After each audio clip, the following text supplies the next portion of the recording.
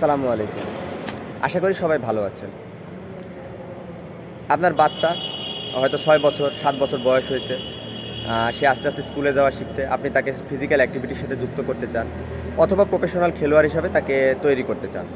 তো অভিভাবকদের মনে অনেক সময় প্রশ্ন আসে যে আমরা আসলে কোন গেমে তাকে ইনভলভ করব। যেমন ফুটবল, ক্রিকেট এই বিষয়গুলো অনেক পপুলার। আমরা এখানেই দিব নাকি বাস্কেটবল, ভলিবল এই জাতীয় গেমে দিব নাকি আমাদের মতো জুডো, কারাতে, তাইকোয়ান্দো, উশু এই গেমগুলোতে দিব। তো অনেক সময় অভিভাবকরা আমাদেরকে প্রশ্ন করেন যে আসলে আমার বাচ্চার জন্য কোনটা করলে সুবিধা হয় বা কোনটাতে দেওয়া উচিত হবে। এটা একটা ব্যাপার। আর আরেকটা ব্যাপার হলো যে আমরা কি অন্যান্য গেমগুলোতে যাব নাকি মার্শাল আর্টের দিকে আসব, বা মার্শাল আর্টে আসলেও আমরা কোন মার্শাল আর্টটি করব। কারাতে, তাইকোয়ান্দো, জুডো অনেকগুলো আছে। তো এই বিষয় নিয়ে একটা ধারণা দেওয়ার জন্য মূলত আজকের ভিডিও তৈরি করা। প্রথমতই আপনি যদি শৌখিনভাবে একটা গেম করতে চান, অর্থাৎ আমি শখের বশে আমি একটা খেলা খেলতে চাই, শিখতে চাই, তাহলে এখানে কোনো বিষয়ই আসে না। আপনার যেটা ভালো লাগে আপনি সেটাই করতে পারেন। যেমন আমার যদি ফুটবল ভালো লাগে, আমি শখের বশে ফুটবল খেলি, মাঝে মাঝে বন্ধুদের সাথে মাঠে যাই, খেলি, এটা একরকম ব্যাপার। অথবা আমার ক্রিকেট ভালো লাগে, আমি মাঝে মাঝে ক্রিকেট খেলি, এটা একরকম ব্যাপার। কিন্তু আমি যদি মনে করি না আমি এটাকে ক্যারিয়ার হিসাবে দেবো, আমি প্রফেশনাল একজন খেলোয়াড় হতে চাই, তখন আপনাকে বেশ কিছু বিষয় মাথায় রাখতে হবে। আসলে আমাদের প্রত্যেকটা গেম এক একটা বডির কমপ্লিকেটেড মুভমেন্ট, অর্থাৎ এক একটি গেম খেলার জন্য এক একভাবে টেকনিকগুলো অ্যাপ্লাই করতে হয়। শারীরিক মুভমেন্ট, শারীরিক কন্ডিশন এক এক রকম হওয়ার প্রয়োজন হয়। তো এই বিষয়টা মাথায় রেখে আমাদেরকে গেম সিলেক্ট করতে হবে। যেমন ধরেন আমি একটা সহজ উদাহরণ দিই, একটা বাস্কেটবল খেলার কথা বলি। বাস্কেটবল খেলোয়াড়গুলো সাধারণত অনেক লম্বা লম্বা হয়। কারণ কি, যে এটা তাদেরকে আলাদা একটা অ্যাডভান্টেজ দেয়। যেমন তাদের বলটাকে ড্রিবলিং করে নিয়ে যাওয়া, বাস্কেটে থ্রো করা, এই বিষয়গুলো।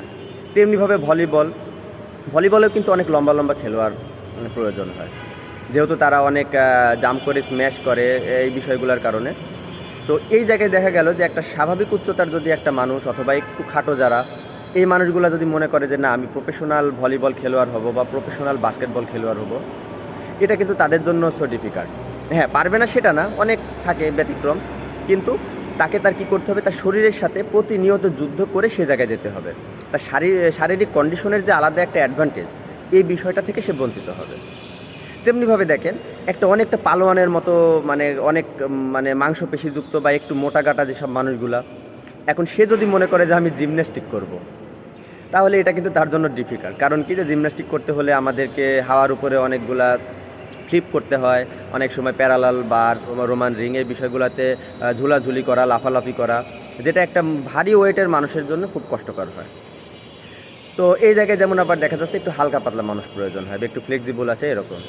তাহলে সে কোথায় যেতে পারবে?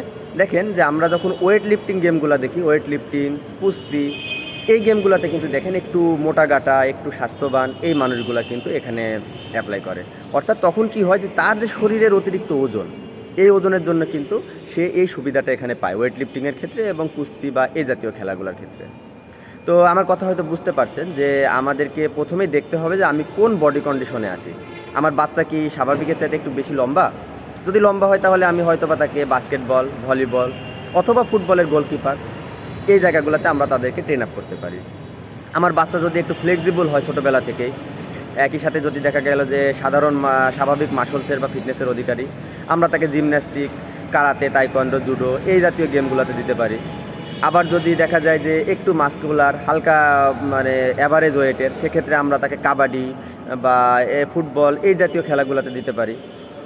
তেমনিভাবে যদি একটু ওভার ওয়েট হয়, একটু ভারী হয় বা একটু স্বাস্থ্যবান হয়, তাদেরকে আমরা ওয়েট লিফটিং, বডি বিল্ডিং অথবা আমরা তাদেরকে কুস্তি এই খেলাগুলোর মধ্যে তাদেরকে ইনভলভ করতে পারি। এতে করে হবে কি, যে তার শারীরিক কন্ডিশনের জন্য যে এক্সট্রা অ্যাডভান্টেজ এটা সে পেয়ে থাকবে। তাকে কি করতে হবে, আলাদা করে তার প্রতিকূলতার সাথে যুক্ত করতে হবে না। তো এটাই মূলত প্রফেশনাল খেলা বাছাই করার জন্য মূল মন্ত্র। এবার আসি যে মার্শাল আর্টের ভিতরে আমরা কোন গেমটাকে চুজ করব। আমরা অনেকে কনফিউজড হয়ে যাই যে অনেকগুলো যেহেতু মার্শাল আর্ট আছে, জুডো, কারাতে, তাইকোয়ান্দো, বক্সিং, এর ভিতরে আমরা কোনটাকে বাছাই করব। আসলে এখানে একটা সিম্পল বিষয় হলো যে আপনি আপনার বাচ্চাকে কি প্রফেশনালি খেলোয়াড় হিসেবে তৈরি করতে চান, নাকি প্রফেশনাল ফাইটার হিসেবে তৈরি করতে চান, নাকি জাস্ট সুস্থ থাকার জন্য আপনি তাকে কারাতে ট্রেন আপ করতে চান বা মার্শাল আর্ট শেখাতে চান।